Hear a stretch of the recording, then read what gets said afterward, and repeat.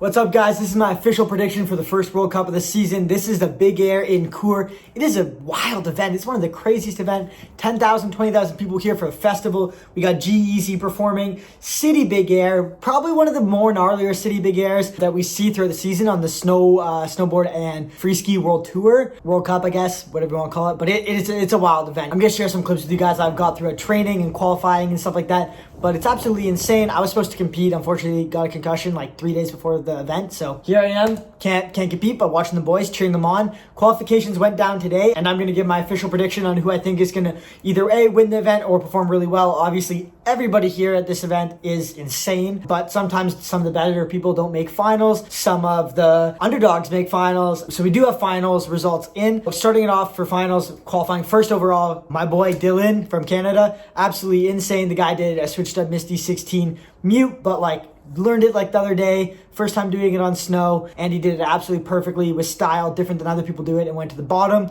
stomped it out, got a 93, and he was in heat 1 and he qualified first. Then Burke qualified after him with a dub bio 18 mute. And then in heat 2, we got Daniel Bacher, who qualified first with a really surprising trick, actually, but super, super sick. He did switch tail butter, switch dub 14, which is something unique. We don't really see a lot of switch tail butters, especially into bigger rotations like switch dub 14s and stuff like that. So big ups to him. And then obviously we got our boy T-Pod coming in second in heat 2 as well, qualifying with a 91.66. He did a trip 18 mute, his kind of go-to classic trick that he's got on lock. But I mean, this jump is way smaller and a lot less kickier than most years. So for him to do it on this jump is absolutely, it's pretty mind-blowing. It's not a jump that I necessarily would want to do it on. I was planning on doing it on here, but I'm glad I didn't have to, because it would have been a wrench. So to kick things off for finals for heat 1, they take 10 people, 5 from each heat. Heat 1, we have Mirio Tab from Italy. We got Kuro Kavisto. I'm going to pronounce some of these names awfully, by the way. Sorry about that. From Finland, we have Sebastian Scherver from Norway, Berkrud, and Dylan Deschamps. All heaters.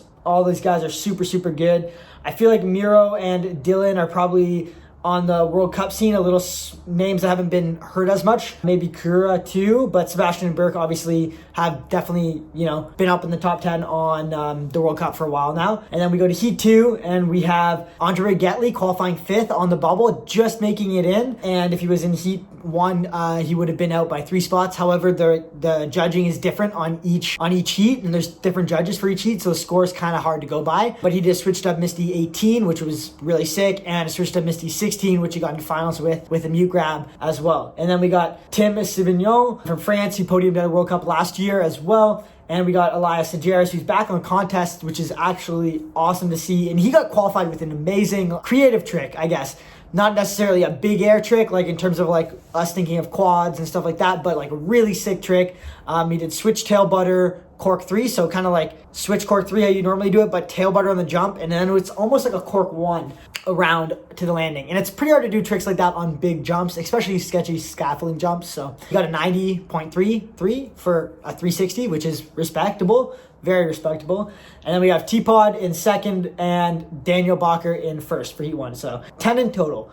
Obviously, we have a lot of big hitters that didn't make finals, but I mean, it's when you have 50 people and only 10 make it, it's a tight list, right? So based off of everything I saw today and what I've seen, obviously big shoo-ins for the event to win here at Chur are people like Burke. Burke is pretty unstoppable at Big Air. The guy is super dialed. He has big tricks, super dialed. 18s, dub Misty 18. It's going to be really hard to beat for most of the athletes, and he's got that trick pretty dialed in. So I'm definitely going to put him up there, one of the top 3.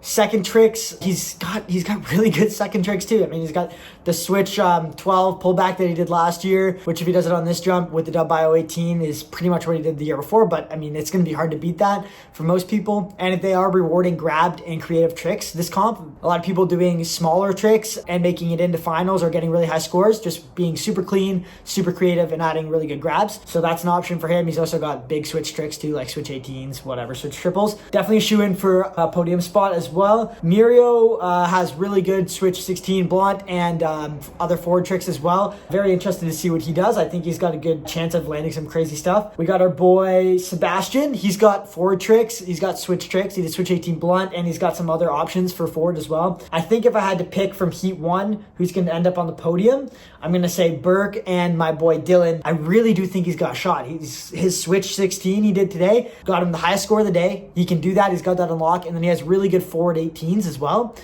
Double cork 18s. He also has triple cork 18, but the jump is a little small for triple cork 18, so I think he's going to go dub. And I think if he does a really nice double cork 18 with a Japan to whatever, trailing to lead or something like that, and then does a switch Misty 16, and people are obviously going to fall, but there's a really good chance he ends up on the podium up there as well. Heat 2, we got Daniel Bacher. He has that switch tail butter, which is really sick. I don't know what he's going to do for a forward trick. I don't see him being on the podium. However, his first trick is insane with the switch tail butter, and you always get surprised by people like him. They're super creative.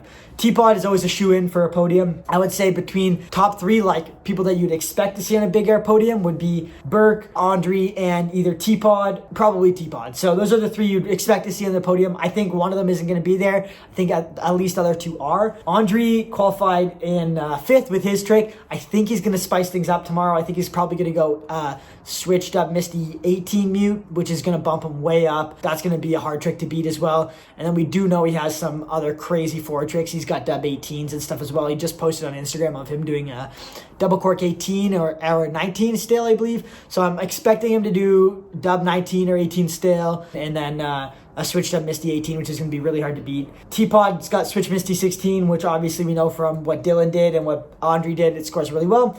So between him, Burke, and Andre, I think it's going to be really close, but I think there's room for either somebody to land weird or messed up and get a little bit lower score, and then somebody like Dylan or Elias or Tim, for sure. Tim's great.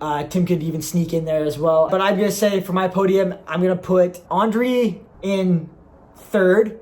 I'm going to put either Troy or Burke in 1st or 2nd. Only one of them can stay, though. One of them's got to fall. And then I'm going to put my boy Dylan either in 2nd or 1st. I think that's probably how it's going to play out tomorrow, but this is just my opinion. I just wanted to give some light on the contest, show some clips. I think it's really cool that we kind of add more hype around the ski scene and the news and the competitions and stuff, because there's no one really talking about it, giving opinions or covering it. And I'm not doing it to say, oh my God, this guy's the best or this guy's the worst or anything like that. I just want to give some feedback and some opinion and try to hype up the comp scene and everything that's going on in our sport a little bit more. And I hope you guys enjoyed it. If you did, you want to see more videos like this, it's cool for me because I got a little bit of behind the scenes now being on the World Cup circuit. So I love sharing that with you guys. And if you haven't already, like and subscribe to the channel, and I'll see you in the next ones.